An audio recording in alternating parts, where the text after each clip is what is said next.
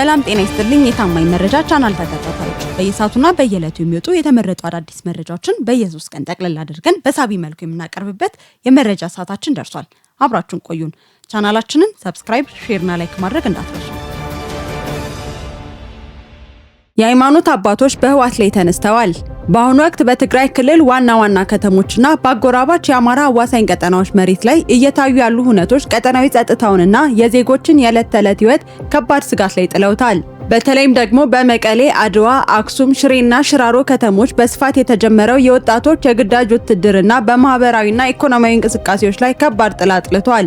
በዚህም ምክንያት በርካታ ወላጆች ልጆቻቸውን ወደ አዲስ አበባ ለማሸሽ እየተገደዱ ሲሆን፣ በአንጻሩ ተማሪዎች ደግሞ ለዓመታት የለፉበትን የ12ኛ ክፍል ብሔራዊ ፈተና በስጋት ለመተው መገደዳቸው ተሰምቷል። ይህ በዜጎች ላይ የሚፈጸመው የግዳጅ መልመላና የሰብአዊ መብት ረገጣ በዓለም አቀፍ ደረጃም የትኩረት አጀንዳ እየሆነ መጥቷል። ስለሆነም በዓለም አቀፍ የሰብአዊ መብት ተሟጋች ድርጅቶች ሁማን ራይትስ ዎች በድጋሚ ባወጣው ይፋዊ መግለጫ እንዳረጋገጠው በትግራይ የሚንቀሳቀሰው ህወሓት ቡድን በ2026 ዓ.ም ሚያዝያ ወር መጀመሪያ ጀምሮ እድሜያቸው ከ15 ዓመት በታች የሆኑ ህጻናትን ጨምሮ ሲቪሎችን በኃይል በማፈስና ወደ ታጠቁ ኃይሎቻቸው በህገወጥ መንገድ በመመልመል ላይ ይገኛል። በዚህም ከመቀሌ ተነስተው ወደ አዲስ አበባ በመጓዝ ላይ የነበሩ ሁለት የህዝብ ማመላለሻ ባሶች አዲጉደም ሲደርሱ በህወሓት ታጣቂዎች ተስቁመዋል። ከዚያም በኋላ ታጣቂዎቹ ተሳፋሪዎችን በሙሉ በኃይል ካወረዱ በኋላ ወደ አንድ ዝግ አዳራሽ እንዲገቡ ማድረጋቸው ተረጋግጧል። በተመሳሳይ መልኩ ከቀናት በፊትም ወደ አዲስ አበባ የሚጓዙ 5 ተሳፋሪዎችን በመሆኒ በማስቆም ወጣት ሳይሉ አዛውንት በኃይል ወደ ወታደራዊ ማሰልጠኛ ማዕከል ማስገባታቸው ተረጋግጧል። እንዲሁም በተመሳሳይ ዜና በአክሱም አውሮፕላን ማረፊያ የዕለት ተዕለት የስራ ተግባራቸውን በማከናወን ላይ የነበሩ ሲቪል ሰራተኞች በህወሓት ታጣቂዎች ታፍነው መወሰዳቸው የደረሱ መረጃዎች ያረጋግጣሉ። ድርጊቱን ተከትሎ የኢትዮጵያ አየር መንገድ በሰራተኞቹ ላይ የተፈጸመውን እገታ በይፋዊ መግለጫ እንዲያወግዝና ጉዳዩን ለዓለም አቀፍ ማህበረሰብ እንዲያሳውቅ ሰፊ ጥሪዎች እየቀረቡ ይገኛል። የሲቪል አቪዬሽን መሰረተ ልማቶችና የህዝብ አገልግሎት ሰጪ ተቋማት ሰራተኞችን ኢላማ ያደረገው ይህ የአፈሳ ተግባር በቀጠናው የትራንስፖርትና የደህንነት መረቦችን ለማስተጓጎል የሚደረግ ሙከራ አካል መሆኑንም ተጠቁሟል። ይህ በእንዲህ እንዳለ ሰሞኑን በዋግምራ ዞን አዋሳኝ በሆኑ ዲንቃና አሽና አካባቢዎች የህወሓትን ታጣቂዎች የእርዳታ እህል ይዘው በሚንቀሳቀሱ መንግስታዊ ያልሆኑ ድርጅቶች ተሽከርካሪዎች ላይ ተኩስ በመክፈትና በማስቆም የእርዳታ ቁሳቁሶችን መዝረፋቸው ተረጋግጧል። በተጨማሪም የቤተ ክርስቲያንን ቅጥር ደፍሮ በቆሎ ተማሪዎች ላይ የተፈጸመውን አፈሳ በጽኑ ያወገዙት ብፁዕ አቡነ ናትናኤል ከብፁዕ አቡነ አረጋዊ ጋር ባሉበት ወቅት ሰኔ 30 2018 ዓ.ም ሌሊት 6 ሰዓት ተኩል ላይ በህወሓት ታጣቂዎች ከባድ የግድያ ሙከራ ተፈጽሞባቸዋል። ይህንኑ አስነዋሪ ተግባር ተከትሎ በትግራይ የሚገኘው መንበረ ሰላም ከፍተኛ መዋቅር በቡድኑ ላይ ተነስቷል። እንዲሁም እየተባባሰ የመጣው የኃይል አፈሳ ተግባር የሃይማኖት ተቋማትና የቅዱሳን አባቶችን ቁጣ ቀስቅሷል። በዚህም የተፈጸመውን የግድያ ሙከራ በመቃወም ለህዝብ ክርስቲያኑ መጠነ ሰፊ የአደባባይ ሰልፍ ጥሪ ያቀረበ ሲሆን መላው በትግራይ የሚገኝ ህዝብ ክርስቲያንም ይህንን የአባቶቹን ጥሪ ተቀብሎ ቡድኑን ለፈጸመው ጸያፍ ተግባር በአደባባይ ላይ አወግዘውና አባቶቹን ከታቀደላቸው የሞት አደጋ ሊያስመልጥ እንደሚገባ መልእክት ተላልፏል። ይህንን ግፍና የሰብአዊ መብት ረገጣ በጋራ ለመጋፈጥም 110 የሚደርሱ የትግራይ ተወላጆች ሚዲያ ባለሙያዎችና ተጽዕኖ ፈጣሪዎች በአዲስ አበባ በጋራ በመሆን የህወሓትን የጥፋት አካሄድና የወጣቶችን ስቃይ በጽኑ አውግዘዋል። ይህ በአንድ በኩል የሚታየው ከፍተኛ ማህበራዊና ሃይማኖታዊ ውጥረት እንዳለ ሆኖ በሌላ በኩል ደግሞ በህወሓት የውስጥ የፖለቲካና የጦር መዋቅር ውስጥ ከፍተኛ መፈራረስና ጭንቀት መፈጠሩን ከውስጥ ምንጮች የሾለኩ መረጃዎች ያመላክታሉ። በተለይም በአደረጃጀት ውስጥ የሚገኙ የነባር ታጣቂዎች በገፍ መክዳት የቡድኑን አመራር በእጅጉ አስጨንቆታል። ለአብነትም ያህል በዛላምበሳ ዙሪያ የሚገኙ አርሚ 15 አባላት መዋቅሩን ጥለው እየከዱ መሆኑን ተከትሎ በአርሚ ውስጥ የለውጥ ኃይሎችን የሚደግፉ አባላትን ለይቶ ለማጥቃትና ለመቅጣት ከፍተኛ የስለላ ስራ እየተሰራ መሆኑ ታውቋል። በዚህም ሰኔ 27 ቀን በአደረጃጀት ውስጥ የከዳ ታጣቂ በአባላቱ በዱላ ተደብድቦ መገደሉ የውስጥ ቀውሱን ይበልጥ አጋልጦታል። ከዚህም በተጨማሪ የአሜሪካ መንግስት በትግራይ የነበረው የጊዜው አስተዳደር ካቢኔ በአስቸኳይ እንዲመለስ ትዕዛዝ ማውረዱን ተከትሎ የህወሓት አመራሮች እነ ታደሰ ወረደንና ሌሎች የጊዜው አስተዳደሩን ካቢኔ አባላት አስሮ ቶሎ ወደ አዲስ ጦርነት መግባት እንዳለበት በድብቅ መምከራቸው ከውስጥ ሾልኮ ወጥቷል። እንዲሁም በአመራሩ መካከል ያለው ግልጽ የዓላማ መከፋፈል በህዝቡ ዘንድ መነጋገሪያ ሆኗል። አቶ ጌታቸው ረዳ አዲስ አበባ ላይ ተቀምጠው ከፌዴራል መንግስቱ ጋር በመንቀሳቀስ በተለያዩ አጋጣሚዎች ያለበቂ ወንጀል የታሰሩ የትግራይ ተወላጆች ከፌዴራል ፖሊስ ጋር በጋራ በመስራት እያስፈቱ ይገኛሉ። በተቃራኒው ግን መቀሌ የተቀመጠው የህወሓት አመራር ወጣቱን በሀገሩ እያፈነ ለሞት እየዳረገና ተሳዳጅ በማድረግ ለሌላ ወንጀል እያጋለጠው ይገኛል። ይህ ተጨባጭ ሁኔታ ማን ለትግራይ ህዝብ ልውናና ደህንነት ትክክለኛ ዋጋ እየከፈለ እንደሚገኝ ትልቅ ማሳያ መሆኑን የፖለቲካ ታዛቢዎች እየገለጹ ይገኛል። ግብጽ ኢትዮጵያውያን ስደተኞችን እያባረረች ነው። በአሁኑ ወቅት ቀይ ባህር የዓለም የንግድ ዋና መተላለፊያና የጂኦፖለቲካ ትንቅንቅ ማዕከል መሆኑ እየታየ ባለበት በዚህ ወቅት የቀጠናው ሀገራት አዳዲስ ስትራቴጂያዊና ኢኮኖሚያዊ አማራጮችን በመቅረጽ ላይ ይገኛሉ። ከነዚህ ሀገራት መካከል ግንባር ቀደም የሆነችውና በህዝብ ቁጥሯ በቀጠናው ግዙፍ የሆነችው ኢትዮጵያ ጉዳዩን ከቀላል የባህር በር ፍላጎት ባለፈ ከሀገራዊ ደህንነት፣ ከቀጠናዊ ትስስር፣ ከኢኮኖሚያዊ እድገትና ከንግድ ተወዳዳሪነት ጋር በቀጥታ የተያያዘ የህልውና ጉዳይ አድርገዋለች።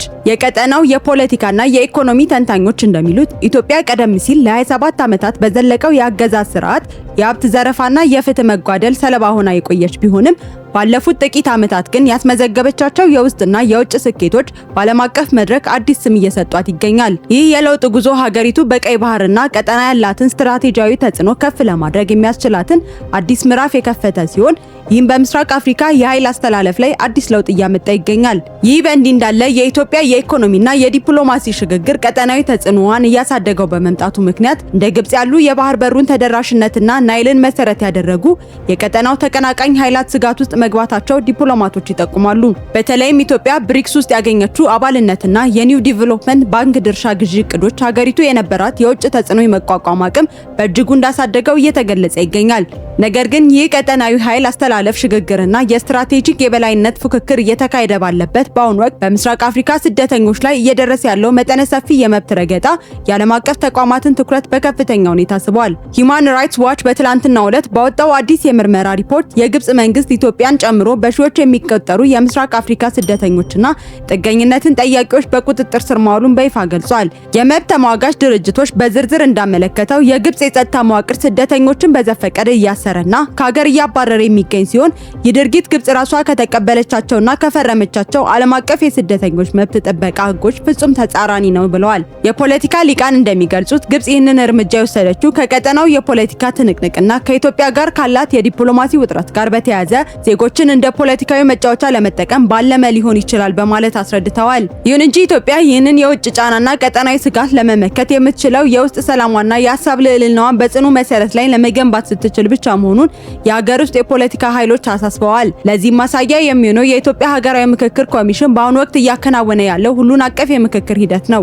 ዋና ኮሚሽነር ፕሮፌሰር መስፍን አርአያ እንደገለጹት ይህ ሂደት ያለምንም የጦር መሳሪያና ጠመንጃ ወገኖች በሀሳብ ብቻ እየተነጋገሩና እየተደማመጡ ሁሉም ወገኖች አሸናፊ የሚሆኑበት ታሪካዊ መድረክ በመሆኑ የውስጥ አንድነትን በማጠናከር ረገድ የሚኖረው ፋይዳ ከፍተኛ ነው። በመጨረሻም ቀይ ባህርን ማዕከል ያደረገው የጂኦፖለቲካ ፍላጎት የኢትዮጵያ የኢኮኖሚና የዲፕሎማሲ የለውጥ ጉዞ እንዲሁም በግብጽ የሚገኙ ዜጎች ሰብአዊ መብት ስጋት እርስ በርሳቸው የተሳሰሩ ቀጠናዊ አጀንዳዎች መሆናቸው ተገልጿል።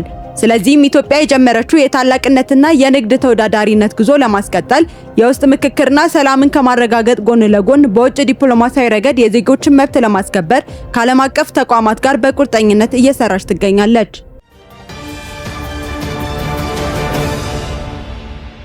ጃውሳው ላይ የሚወሰደው እርምጃ ተጠናክሮ ቀጥሏል። በሰሜን ጎንደር፣ በምስራቅና በምዕራብ ጎጃም እንዲሁም በሰሜን ወሎ ዞኖች ውስጥ የሰላም ጥሪን ባለመቀበል የህዝብን ሰላም፣ ደህንነትና መሰረተ ልማትን ሲያውኩ በነበሩ የጽንፈኛ ኃይሎች ላይ የተወሰደው ህጋዊ እርምጃና የውስጥ በርስ መገዳደል የቡድኑን መበታተን ይበልጥ እንዳፋጠነው ተገልጿል። በተለይም ደግሞ ወታደራዊ ኪሳራዎች ታጣቂዎች ወደ ተስፋ መቁረጥ ድርጊቶች ማለትም ወደ ባንክ ዝርፊያና ወደ ሃይማኖት ተቋማት ማህበረሰብ ስቃይ እንዲሸጋገሩ አድርጓቸዋል። በዚህም መሰረት በሰሜን ጎንደር ዞን ደባርቅ ወረዳ በሳርጎና ቦዛ ቀበሌዎች አካባቢውን ሲያውኩ በነበሩ የጽንፈኛ ቡድኑ አባላት ላይ የጸጥታ ኃይሎች ቆራጥ እርምጃ በመውሰድ ደምስሷቸዋል። በዚህም መሰረት በርካታ የክላሽ መሳሪያዎች፣ ኋላ ቀር መሳሪያዎች፣ የእጅ ቦምቦች፣ የወገብ ትጥቆች እንዲሁም የመገናኛ ሬዲዮዎች ተማርከው ገቢ መሆናቸው የአካባቢው የጸጥታ ምንጮች አረጋግጠዋል። ከዚህም በተጨማሪ ይህ ወታደራዊ ምት በደባርቅ ወረዳ ብቻ ሳይሆን ወደ ካላላ ወረዳም የተዘረጋ ሲሆን በካላላ ወረዳ ልጓማ ከተማ የሚገኘውን የባንክ ካዝና ለመዝረፍ አሰፍስፎ የመጣው የሽፍታ ኃይል በካላላ ወረዳ ሰላም አስከባሪ ኃይል በተሰነዘረበት ጠንካራ ምት ተመቶ ተመልሷል። በዚህም የተሳካ የመከላከያ ስምሪት 4 የቡድኑ አባላት ሲደመሰሱ 3 ክላሽ ባንክ ለመዝረፍ የተጠቀሙበት አንድ የብረት መቁረጫ ግራይደር እና አንድ ሰንሰለት የብሬን ጥይት በቁጥጥር ስር ውሏል። ይህ በእንዲህ እንዳለ የጽንፈኛውን የጥፋት ዓላማ በመቃወም ወደ ሰላማዊ ህይወት የሚመለሱና ለሀገር መከላከያ ሰራዊት እጃቸውን የሚሰጡ ታጣቂዎችና አመራሮች ቁጥር በከፍተኛ ሁኔታ እየጨመረ መጥቷል። ለአብነትም ያህል በሰሜን ወሎ ዞን ራያ ቆቦ ከተማ ዙሪያ ታጥቀው ሲንቀሳቀሱ የነበሩ የጃውሳ ቡድን ታጣቂዎች ከህወሓት ጋር የተጀመረው አደገኛና አገር አፍራሽ ጽምዶ በይፋ በመቃወምና ከዚህ በኋላ በህዝባችን ላይ የከፋ ስቃይ እናደርስም በማለት ለሀገር መከላከያ ሰራዊት እጃቸውን በሰላም ሰጥተዋል።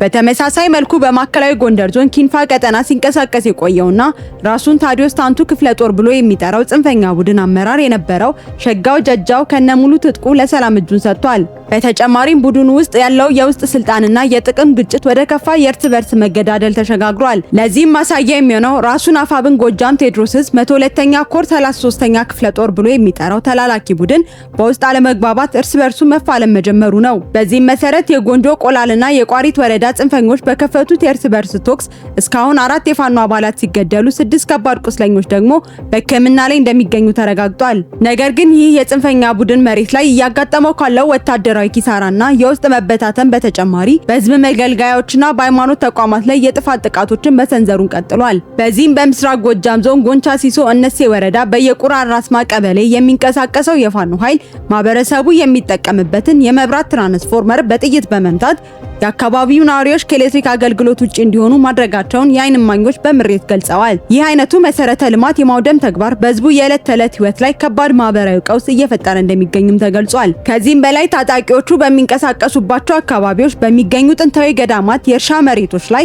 ዝርፊያ እያካሄዱ ሲሆን መነኩሳቱንም ያላችሁን አምጡ በሚል በኃይል እያሰቃዩቸው እንደሚገኝ ከስፍራው የወጡ መረጃዎች ያረጋግጣሉ። ይህ በጸጥታ መዋቅሩ የተመዘገበው ድልና የተጋለጠው የጽንፈኞች የጥፋት ተግባር የአካባቢው ማህበረሰብ ከመቼውም ጊዜ በላይ በንቃት በመደራጀትና እርስ በርስ በመረጃ በመሰናዳት የጥፋት ቡድኑ የሚንቀሳቀስበትን ምህዳር ማጥበብ እንዳለበት ተገልጿል። በመጨረሻም መረጃዎች እንደሚያመላክቱት የጽንፈኛ ኃይላት የጥፋት እቅድ መሬት ላይ ካለው የህዝብ ንቃትና ከጸጥታ አካላት ቆራጥነት አንጻር ሙሉ በሙሉ ውድቅ እየሆነ ይገኛል። በጥላቻ በመሰረተ ልማት ውድመት፣ በባንክ ዝርፊያና በገዳማት መነኩሳት ላይ በሚሰነዘር ግፍ የሀገርን ሰላምና የህዝብን ታላቅ የልማት ጉዞ ለማናጋት የሚሞክሩ ማናቸውም የጥፋት ኃይሎች በህዝቡ ንቃት፣ በጥምር ጦሩ ቆራጥነት፣ በህግ የበላይነት ጽናትና በጀግናው መከላከያ ሰራዊት ጀግንነት ስኬታማ ሊሆኑ እንደማይችሉ የቀጠናው የጸጥታ ሁኔታ በተግባር እያረጋገጠ ይገኛል። ህወሓት ባላማጣ ጦርነት ሊከፍት ነው። በትግራይና በአማራ አዋሳኝ ቀጠናዎች የሚንቀሳቀሱ ጽንፈኛ ኃይላት በዚህ ክረምት የጋራ ውጊያ ለመጀመርና ሀገራዊ አለመረጋጋት ለመፍጠር በድብቅ አቅደው የነበረ ቢሆንም የመንግስት የጸጥታ ኃይሎች ባደረጉት አስቀድሞ የመከላከል ስምሪት እቅዳቸው መክሸፉ ተገልጿል። በተለይም ህወሓት ከፋኖ ታጣቂዎች ጋር በጋራ በመሆን የክረምት ውጊያ ለመክፈት ጽምዶ ፈጥሮ የነበረ ቢሆንም የሀገር መከላከያ ሰራዊት ግን አስቀድሞ የጃውሳውን ቡድን የማጥራት እርምጃ እያጠናከረ ይገኛል። ይህ በእንዲህ እንዳለ ይህ የህወሓት አደገኛ ቀጠናዊ የጥፋት ጽምዶ በድርጅቱ የቀድሞ ከፍተኛ አመራሮች ጭምር በይፋ እየተገለጠ ይገኛል። ከህወሓት ማዕከላዊ ኮሚቴነታቸው የተባረሩት የቀድሞ የክልሉ የትራንስፖርት ቢሮ ኃላፊና የአሁኑ የስምረት ፓርቲ ኃላፊ ወይዘሮ አልማዝ ገብረ ጻዲቅ በሰጡት ይፋዊ መግለጫ ቡድኑ ካጋጠሙት ታሪካዊ ተቃራኒ ኃይሎች ጋር የመሰረተው ጽምዶ አጋልጠዋል። እንደሳቸው ማብራሪያ ህወሓት ትግራይን ሳላጠፋ ፕሪቶሪያ ተፈረመ በሚል በይፋ ከሚቆጨው የሻዕቢያ መዋቅር እንዲሁም ወልቃይትና ራያን ርስቴ ነው ብሎ ከሚያስበው የፋኖ ታጣቂ ጋር ጽምዶ መፍጠሩ የሚገርም ክስተት ነው። ስለሆነም ቡድኑ ዓላማዊ ተፈናቃዮችን ወደ ቀያቸው መመለስና ለትግራይ ህዝብ ህልውና መዋጋት ነው ማለቱ ፍጹም የማይመስልና የሐሰት ፕሮፓጋንዳ መሆኑን ወይዘሮ አልማዝ ገልጸዋል። ይልቁንም የቡድኑ ዋና ፍላጎት ከቻለ ከሌሎች ኃይላት ጋር ተባብሮ ማዕከላዊ መንግስትን መገልበጥ ሲሆን ይህ ካልሆነ ደግሞ ቀደም ሲል በትግራይ ክልል እንደፈጠረ ሁሉ በአጠቃላይ ያልተረጋጋች ኢትዮጵያን መፍጠር እንደሆነ በተጨባጭ አስረድተዋል። ይህ የውስጥ የፖለቲካና የወታደራዊ ጽምዶ ኪሳራ እንዳለ ሆኖ በጥፋት ቡድኑ የሚፈጸሙ የሰብአዊ መብት ረገጣዎችና የህዝብ ስቃዮች ቀጠናውን ይበልጥ እያወኩት ይገኛል። መረጃዎች እንደሚያመላክቱት ህወሓት ቀደም ሲል በማይካድራ የፈጸመውን አይነት አሰቃቂ እልቂት ባላማጣ ከተማ በሚኖሩ ንጹሃን የአማራ ተወላጆች ላይ ለመድገም ሰፊ ዝግጅት ማጠናቀቁ ከውስጥ ሾልኮ ወጥቷል። ቡድኑ የአካባቢውን ማህበረሰብና የሚንቀሳቀሰውን የጸጥታ ኃይል የመመከት አቅም ለመመልከት እንዲረዳው ዛሬ ሌሊት ባላማጣ ከተማ 20 የአማራ ተወላጆች ቤቶች ብቻ በመለየት ቡድኑ የአካባቢው ማህበረሰብና የሚንቀሳቀሰውን የጸጥታ ኃይል የመመከት አቅም ለመለካት እንዲረዳው ዛሬ ሌሊት ባላማጣ ከተማ 20 የአማራ ተወላጆች ቤቶችን ብቻ በመለየት መጠነ ሰፊ የዘረፋ ተግባር ፈጽሟል። ይህንን ድርጊት ለምን የሚልና የሚመክት ጠንካራ ኃይል አለመኖሩን ካረጋገጠ በኋላ ጭፍጨፋውን ባቀደው መሰረት በመጀመር አማራን በሙሉ ከራያ ምድር ለማስወጣት ማቀዱ ተረጋግጧል። በተመሳሳይ መልኩ በትግራይ ክልል ውስጥ የሚገኙ የፍትህና የጤና ተቋማት አመራሮችም የቡድኑ ሰለባ እየሆኑ ይገኛሉ። የህወሓት የጸጥታ መዋቅር የአዲግራት ሆስፒታል ሜዲካል ዳይሬክተር የሆኑት ዶክተር የማነ ገብረ ማርያምን ካራ መሬቱ ኃይል ጋር ትገናኛለህ በሚል የሐሰት ክስ በቁጥጥር ስር አውሏቸዋል። ከዚያም በኋላ አዳዲስ ረቂቅ አዋጆችን ወደሚፈጽሙባቸው ፍርድ ቤቶች ያቀረቧቸው ሲሆን ቀደም ሲል ባወጣቸው አፋኝ ረቂቅ አዋጆች መሰረትም ዶክተሩን በሞት ፍርድ ሊቀጧቸው እንደሚችሉ በከፍተኛ ስጋት እየተነገረ ይገኛል። በሌላ በኩል በትግራይ ወጣትና ህዝብ ስም የሚነግዱ የተወሰኑ ግለሰቦችና ባለስልጣናት የሚያካሂዱት የሞራል ክስረት በትግራይ ተወላጆች ዘንድ ጽኑ ውግዘት እያስከተለ ነው። ለትግራይ ወጣት እውነተኛ ድምጽ ለመሆን የሚጥሩ ታዋቂ ግለሰቦች እስካሁን በክልሉ ስለተደረገው የበጀት ክልከላ ሳታነሱ እንዴት አሁን ድምጽ ልሆን ብላችሁ መጣችሁ በሚል በየሚዲያው ለማሸማቀቅ የሚሞክሩ አካላት መኖራቸው ታውቋል። ነገር ግን ታዛቢዎች እንደሚሉት በአሁኑ ወቅት የትግራይ ህዝብና ወጣት ትልቁ ምኞት አፈር ልሶና ቅጠል በጥሶ በልቶም ቢሆን በህይወት መቆየት እንዲሁም የጥይት ራት አለመሆን ብቻ ነው። ይህንን እውነታ ላለመረዳት የገገሙትና ሰዎችን የሚያሸማቅቁ ግለሰቦች ለክልሉ በጀት በሚል በህዝቡ ስም ከሚላከው ገንዘብ ላይ መቋደስና መዝረፍ ስለቀረባቸው በእጅጉ የሚንገበገቡ የከፍተኛ ባለስልጣናትና ቤተሰቦች መሆናቸውን የክልሉ ተወላጆች በይፋ እየገለጹ ነው። በአጠቃላይ መሬት ላይ ያለው ተጨባጭ ሁኔታ እንደሚያሳየው የጽንፈኛ ኃይላት የሽብርና የጭፍጨፋ ስትራቴጂዎች በጀግናው መከላከያ ሰራዊትና በጥምር ጦር ቆራጥነት ሙሉ በሙሉ እየከሸፈ ይገኛል።